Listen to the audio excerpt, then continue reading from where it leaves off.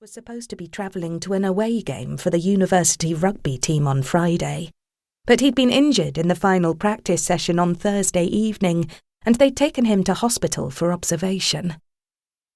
When Abby visited him on Friday afternoon, he'd asked her to stay until visiting hours were over, and she'd felt she couldn't refuse. Hannah had made out it didn't matter after Abby messaged to tell her that she wouldn't be going into work, although the final line of her reply, "He and Jamie would have a photo finish for most jealous boyfriend," had suggested that she thought Phil was deliberately preventing her from working. Maybe Hannah has a point, Abby thought. It was Phil's plans that changed, yet he expected me to just drop everything to be with him. I doubt if he'd have done the same if it had been the other way around. The ground felt hard and unforgiving underfoot. Abby tried to remember the last time it had rained as she pounded the cinder path at the side of the rugby pitch, already breathing quite heavily and beginning to perspire. April was renowned for showers, but she couldn't recall any significant rainfall the previous month, and certainly none at all so far in May. It was more pleasant for running, but not so kind on her joints. There was still no sign of Hannah up ahead when Abby veered off onto the hardened mud path, strewn with twigs and dried leaves, that led into the woods. Before the trees became too dense, sunlight was able to force its way through the leafy canopy overhead, creating a dappled effect on the ferns and bracken growing in abundance beneath. But the further into the woodland Abby ventured, all sunlight was extinguished.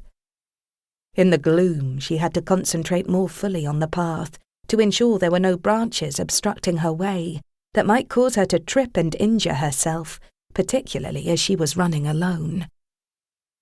From past experience, she knew her mobile phone signal was virtually non-existent the deeper into the woods she went. So if she did fall badly, she could be there for hours, if not days, before someone found her. Unlike her daredevil friend, Abby wasn't a fan of going through the woods, and had only been persuaded to change from her usual route along local roads when the two of them started running together. She could feel her heart pounding in her chest, and knew that it wasn't only because she had been running faster than normal to try and catch up with Hannah.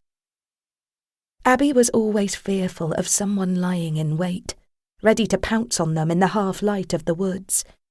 But Hannah reassured her by saying the two of them were more than a match for some sad pervert.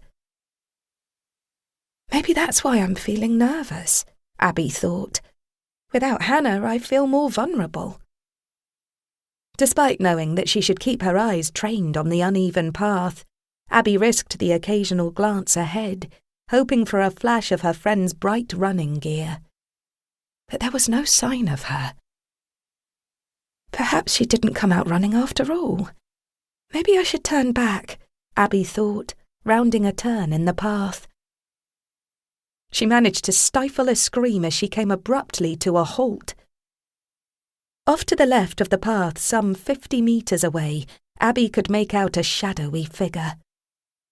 Her eyes had adjusted to the gloom, and in the split second before she turned to run from whoever it was, her brain registered that it was too tall to be a person. Fearfully backing away while still peering at the outline, trying to make out what it was, she felt the blood in her veins turn to ice.